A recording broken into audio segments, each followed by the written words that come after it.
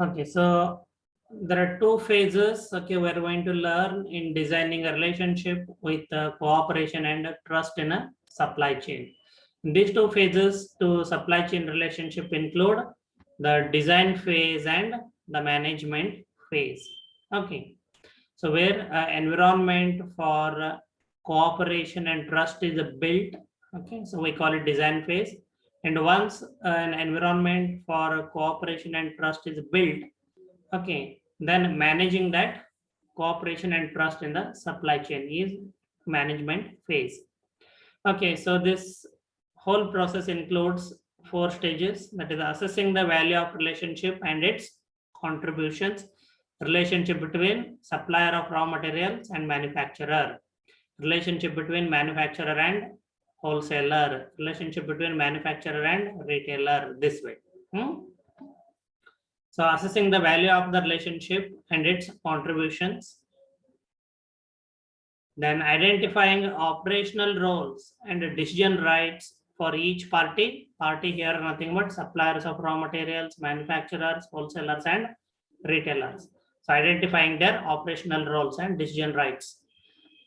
Then creating effective contract and designing effective conflict resolution mechanisms. So this is the whole process of designing relationship with the cooperation and trust in a supply chain to secure coordination. See, whatever we are learning in managerial levers, that is all done to secure or achieve coordination in the supply chain. Coordination needs to be achieved between the stages of supply chain, like suppliers of raw materials and manufacturers, or manufacturers and wholesalers, or manufacturers and retailers. Between them, cooperation and trust needs to be achieved so that the company can achieve coordination in the supply chain. Okay, so let's go ahead with the first phase, first step, that is assessing the value of the relationship and its contributions.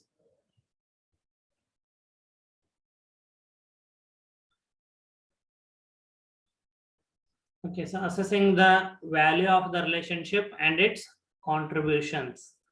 So a company that is trying to build environment of cooperation and trust, okay, so it needs to assess the value of the relationship. So what is the importance of supplier of raw materials to manufacturer, and what is the importance of manufacturer to suppliers, for example. So identify the mutual benefit provided.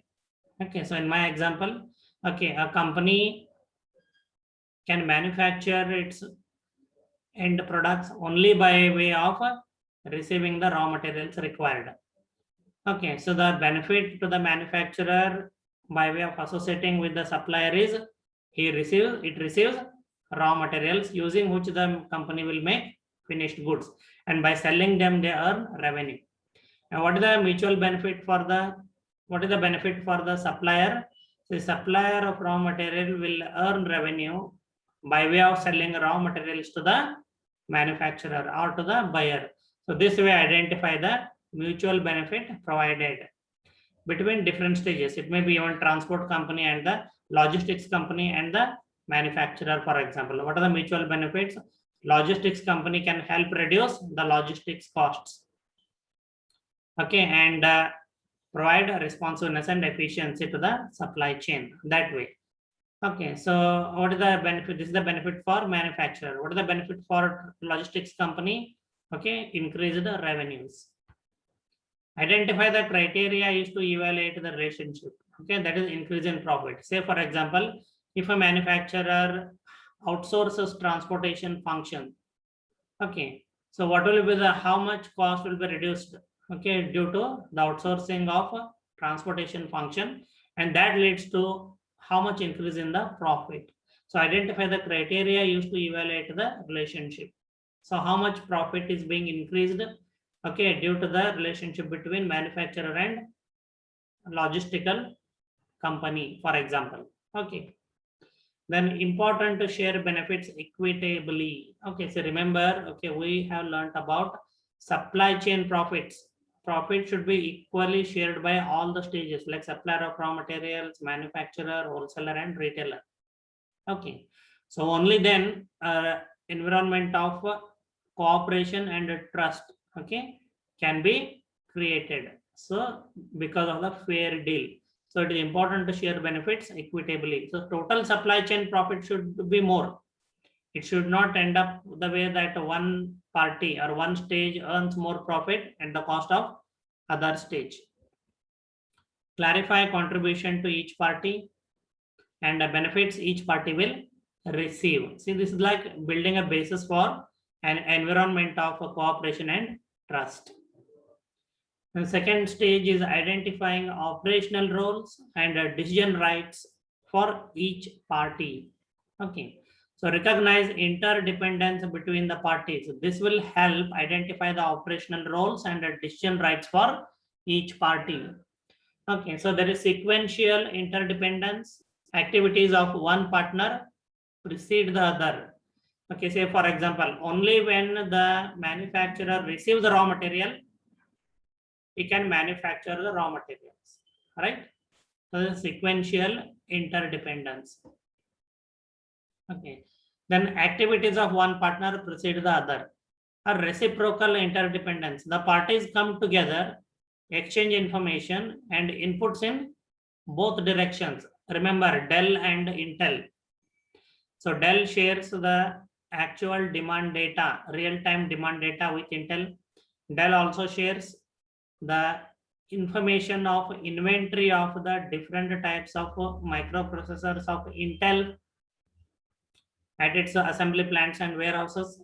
Okay, and using which demand using that information, Intel develops its own sales forecasting and schedules production or plans production. Okay, so this way it is a reciprocal interdependence is there between Dell and Intel. Okay, so in sequential interdependence, simply the manufacturer places an order with the supplier of raw materials and the supplier of raw material arranges to send the raw material only when the order is received. So first manufacturer sends the order to supplier. After receipt of the order, supplier arranges or plans to procure the required materials and supply to the manufacturer.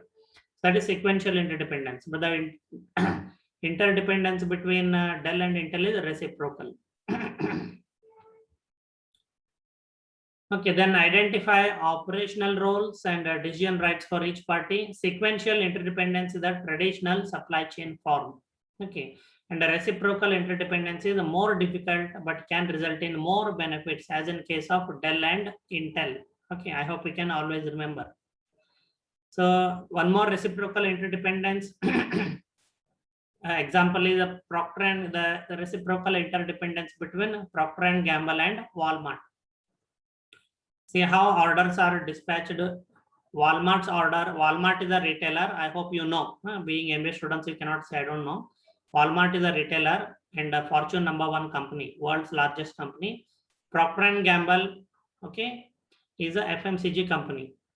Okay, then whatever orders, okay, it doesn't happen this way. Like Walmart places an order with Procter and Gamble, and only on receipt of order, Procter and Gamble, okay, dispatches the order to Walmart.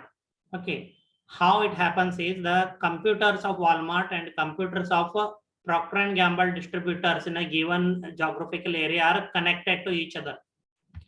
Okay, and in each Walmart store at point of sale data, okay, when sales happen, okay, the inventory is reduced. Okay, so when the inventory in a particular store reaches a reorder level, and if those products belong to Procter and Gamble, okay, the software in the computer creates an order automatically without human intervention, and order quantity is set for each SKU, each stock keeping unit, and the order is automatically sent to the computers of Procter and Gamble in the nearby region. Okay, so it may be a distribution center or a warehouse or a wholesaler of Procter and Gamble, for example. And on receipt of the order from the nearest Walmart store, okay, the computers at the Procter and Gamble warehouse automatically creates an invoice, okay, and schedules delivery and dispatch of the order, okay, automatically. Okay, then that once that invoice is ready, okay, and dispatch order is ready, the employees in the Procter and Gamble warehouse arrange to send the order immediately to the Walmart store, which is nearby actually. So this is the reciprocal interdependence. Okay, so Procter and Gamble doesn't wait till somebody sends order from Walmart. Everything is done through software. So we call it reciprocal interdependence. This way the lead time is also reduced. Okay, so I hope. Okay, so we'll stop here at this point in time and tomorrow we'll continue. Okay, so is that okay? Yes, sir. Okay, thank you. Good day to all of you. And marketing Yes, sir. students, see you at Thank you, 12:30. sir. Yes, sir. Sir, Yes. sir,